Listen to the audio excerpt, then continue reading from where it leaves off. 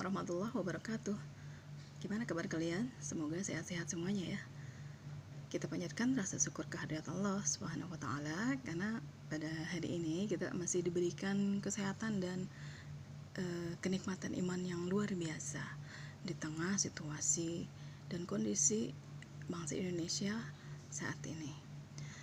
Oke, di video kali ini saya akan menyampaikan sebuah kisah yang terjadi pada zaman Nabi Musa alaihissalam, yaitu kisah seseorang yang sombong amat. Itu terjadi pada zaman kenabian Musa alaihissalam. Seseorang yang bernama Korun.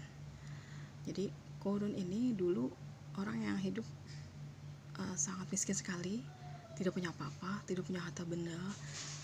Dia hidupnya dalam kesusahan, dalam kesulitan ekonomi, tapi dia orang yang rajin sekali beribadah.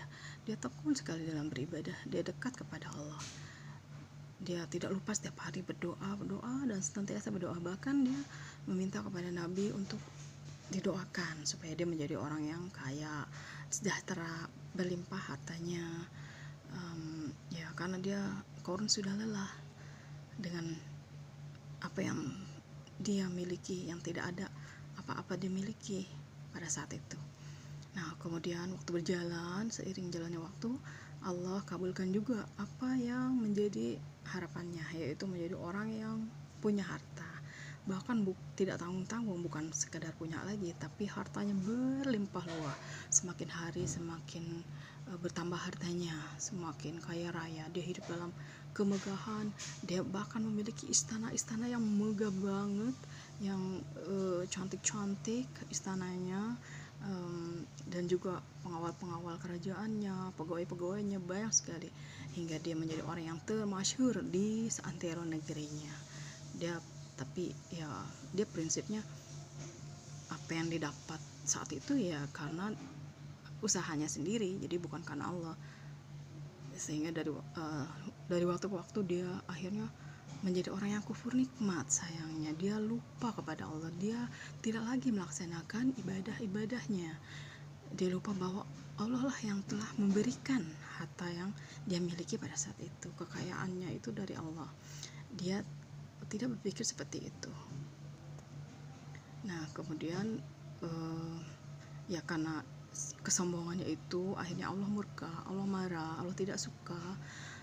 Allah akhirnya timpakan bencana kepada Korun dan kerajaannya atau istananya, sehingga tenggelamlah, runtuhlah kerajaan-kerajaannya, ke harta bendanya itu semuanya akhirnya Allah balikan ke dalam perut bumi. Allah tenggelamkan ke dalam tanah, termasuk si Korunnya itu. Jadi kalau sekarang ada orang-orang mengatakan banyak sekali harta-harta karun di dalam tanah, atau ingin mencari harta karun. Nah, sebenarnya itu adalah berasal dari kisah Korun, sehingga di Indonesia menjadi karun, harta karun.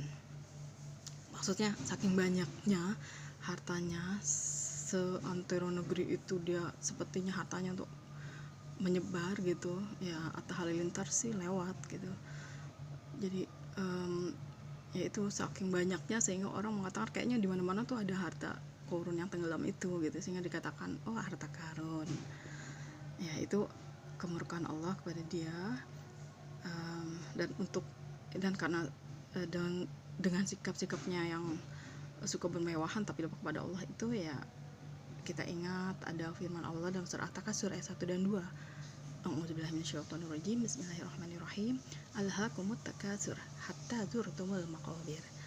Bermegah-megahan telah melalaikan kamu sehingga kamu masuk ke liang kubur. Ya, seperti Korun itu, dia bermegah-megahan dengan hartanya padahal pemberian Allah, tapi dia kufur nikmat.